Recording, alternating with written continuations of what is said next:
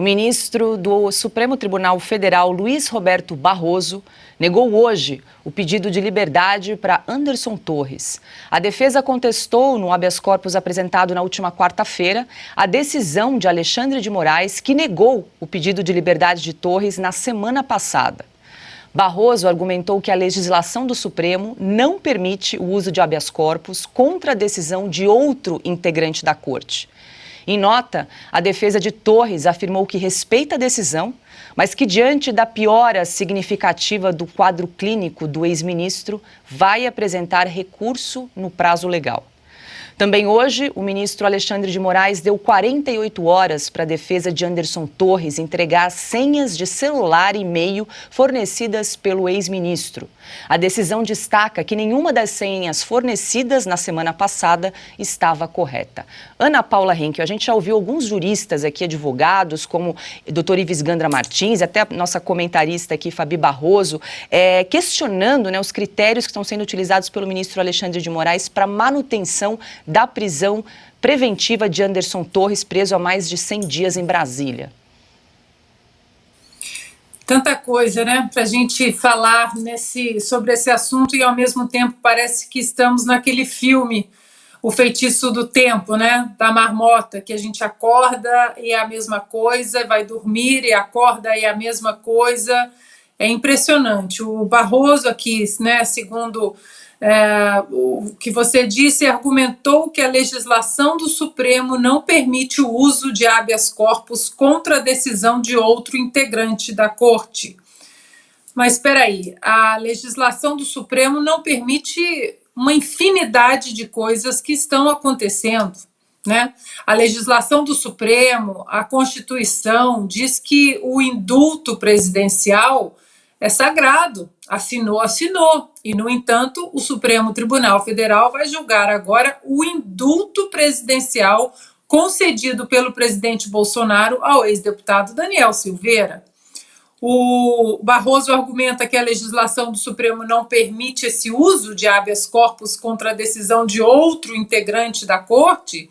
Ora, a própria jurisprudência do STF, não autorizava a soltura de Lula, e uma manobra ativista foi feita dentro da Corte para que o político preferido desta composição do tribunal ele fosse solto e pudesse se candidatar a presidente. As senhas dos telefones celulares do general G. Dias, elas também serão pedidas, serão requisitadas pelo Alexandre de Moraes ou não, porque as imagens estão aí diante de todos nós. Não é mais nenhuma teoria da conspiração, olha, vamos colocar o chapéu de alumínio. As imagens estão aí. O Alexandre de Moraes não quer que nós acreditemos no que os nossos olhos estão vendo.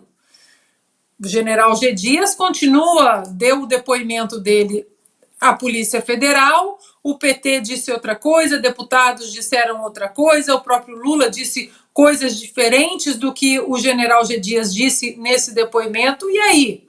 Então, senhor ministro, é preciso quebrar as senhas, pegar todas as senhas do general G. Dias, dos deputados que falaram que o G. Dias mentiu. É preciso procurar, entender o que de fato aconteceu nesse dia que a República do Brasil quase foi ruída, quase, não é a narrativa do golpe. Então é preciso entrar com mais afinco aí do outro lado também, ministro. Agora, é impressionante como eles falam de uma maneira, como eles se conversam ali, os ministros todos do Supremo Tribunal Federal, e as decisões são sempre de acordo com o que eles querem, respeitando a Constituição ou não, Lembram que a ministra Carmen Lúcia, entre o primeiro e o segundo turno, disse, olha, isso aí de suspender o documentário da Brasil Paralelo, proibir essas palavras, descondenado, não sei mais o quê, parece censura e talvez seja censura, mas até segunda-feira a gente vai dar um nozinho aqui na Constituição e essa segunda-feira não acaba. Eles continuam fazendo o que querem. Para finalizar, Paula, vou citar um grande juiz da Suprema Corte, juiz Antonin Scalia, da Suprema Corte Americana, respeitado por democratas e republicanos, que ele sempre dizia que um juiz que sempre gosta das suas decisões é um estúpido e um péssimo juiz.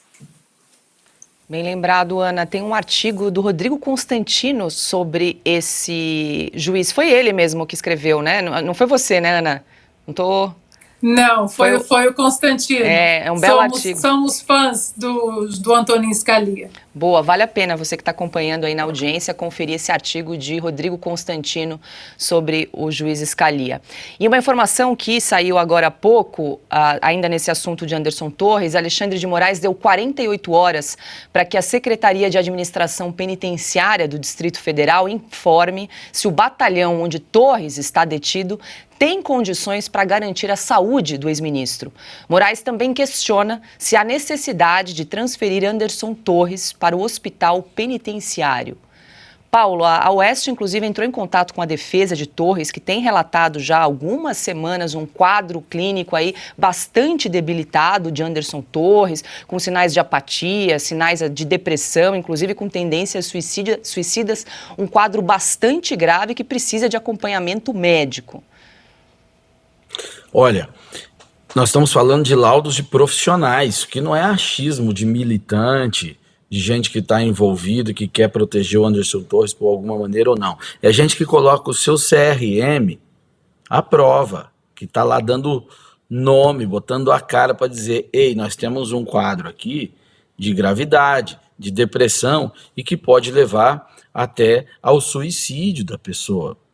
Fosse o Anderson Torres um faccionado e tivesse esse mesmo quadro, ele estaria nessa condição? O Anderson Torres parece ser um preso político numa masmorra.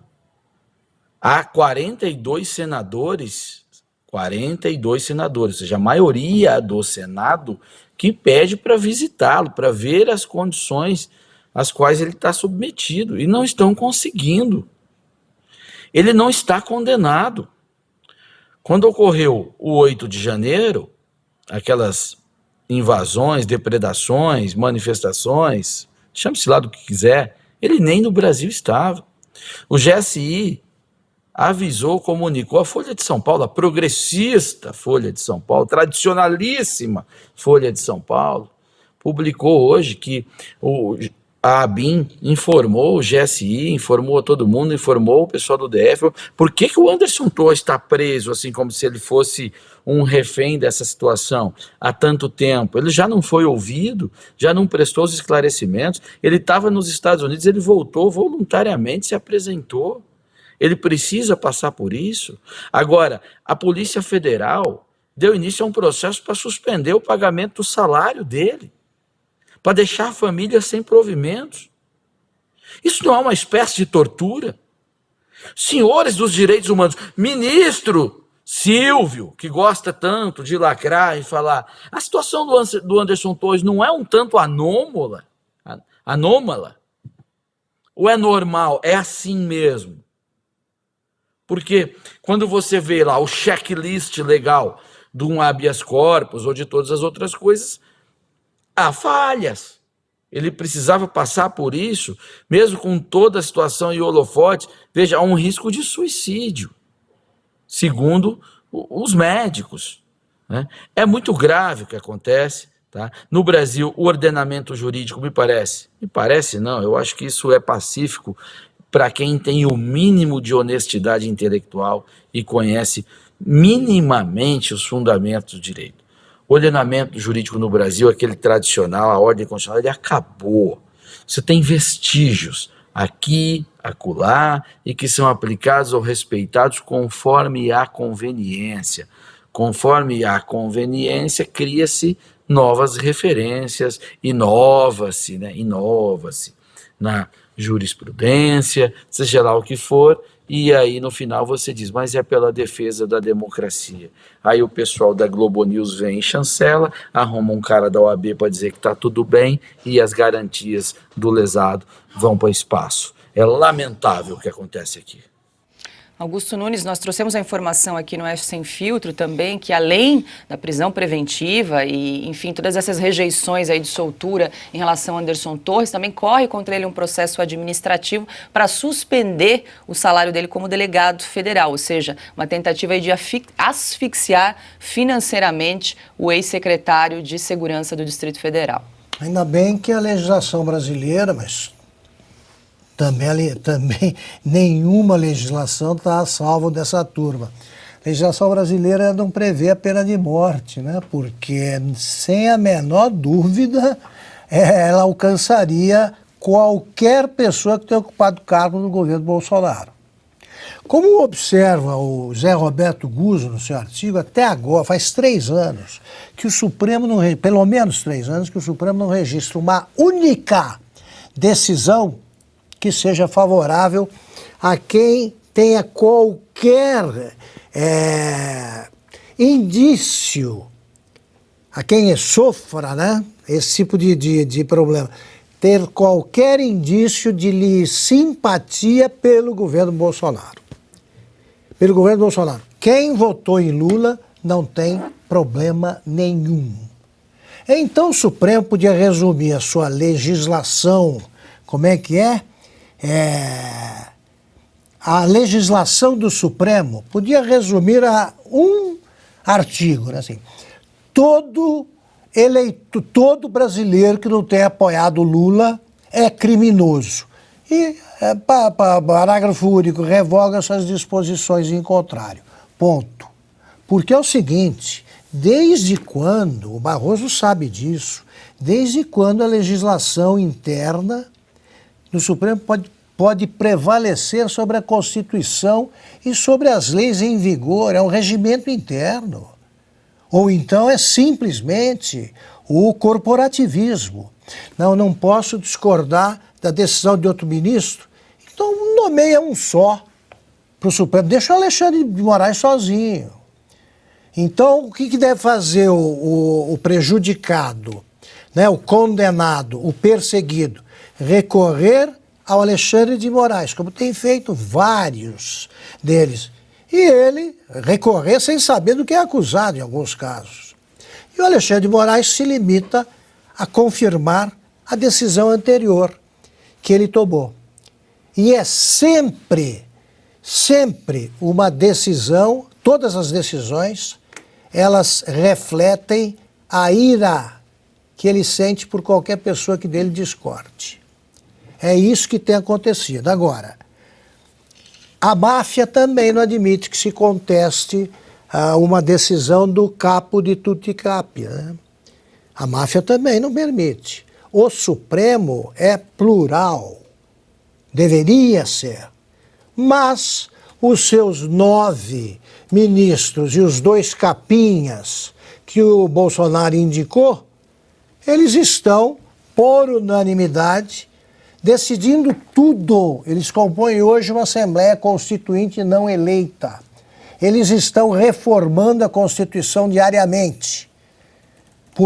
E a legislação prevista nos códigos legais, tá? A legislação que trata de prisão preventiva, tá? Sabe? O próprio Supremo decidiu que não se pode prender ninguém antes que passe em julgado, transite em julgado a sentença penal condenatória, repito, todo dia. Então revoguem essa lei. O Supremo hoje é um grupo punitivo e que só atua numa direção. A Folha, né, os jornalistas da Folha podem escrever o que quiser. Sim, por exemplo, desejar a morte do Bolsonaro, como fez um colunista. Não tem problema. Só são antidemocratas e fascistas os que discordam da verdade oficial, que é mentirosa.